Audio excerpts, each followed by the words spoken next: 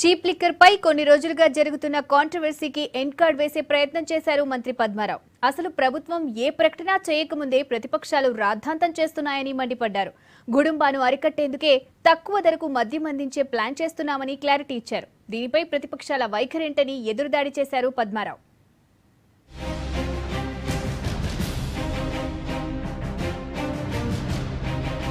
Cheap liquor పై సర్కార్ ఏ నిర్ణయం తీసుకోలేదని క్లారిటీ ఇచ్చారు ఎక్సైజ్ మినిస్టర్ పద్మారావు. అసలు ప్రభుత్వం ఎలాంటి చీప్ లిక్కర్ ను ప్రవేశపెట్టడం లేదన్నారు. గ్రామీణ ప్రాంతాల ప్రజల ప్రాణాలు కాపాడేందుకు గుడుంబాపై యుద్ధం ప్రకటించామని చెప్పారు. చౌక ధరకు మద్యం అందించేందుకు చీప్ లిక్కర్ పై తక్కువ ట్యాక్స్ ను కలెక్ట్ చేసే యోచనలో ఉన్నామన్నారు.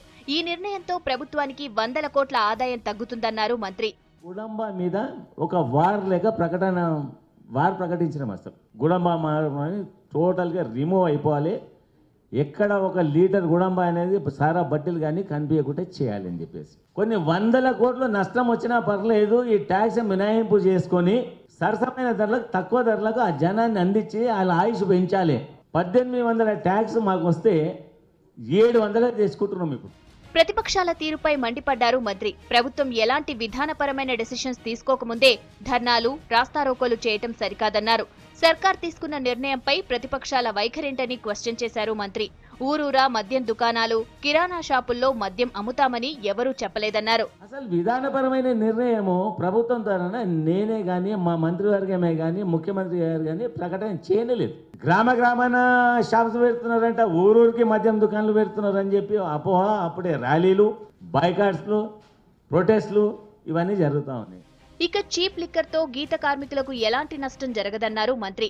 తాను గౌడ్నేనన్న ఆయన తన జాతికి నష్టం జరగాలని కోరుకోనన్నారు. తాను మినిస్టర్ అయిన తర్వాతే హైదరాబాద్ లో కల్లు దుకాణాలు తెరిపించిన విషయాన్ని గుర్తు చేశారు. ఇప్పుడు గౌడ కులస్తులు నష్టపోతారని రాద్ధాంతం చేస్తున్న నేతలు ఎప్పుడైనా గీత కార్మికులకు మేలు చేశారా అని ప్రశ్నించారు. ఎవరికండి ఇవాళ గీత వృత్తిదారులు నష్టపోతారని? నేను గౌడుగానా? 5-6 సంవత్సరాలు చనిపోయిన కుటుంబాలకు 2 లక్షల ఎక్స్గ్రేషియా ఇవ్వకుంటే వీళ్ళంతా తలలు ఎక్కడ పెట్టుకుంటారండి వీళ్ళు? దాని గురించే నేను హైదరాబాద్ ఎక్సైజ్ శాఖ తీసుకొని హైదరాబాద్లో కళ్ళు కంపౌండ్ ఓపెన్ చేయించింది వాళ్ళ నోర్లు కొట్టడానిక. ఒకరైనా నోరెత్తిరా? 4-5 సంవత్సరాలు గీత కార్మికునికి ఎక్స్గ్రేషియా ఇవ్వకుంటే ఎందుకు ఇస్తలేరు? అడిగిన దాఖలాలున్నాయా? మద్యం పాలసీని ప్రకటించిన తర్వాత అభ్యంతరాలుంటే చెప్పొచ్చని అపోజిషన్ పార్టీలకు సూచించారు మంత్రి.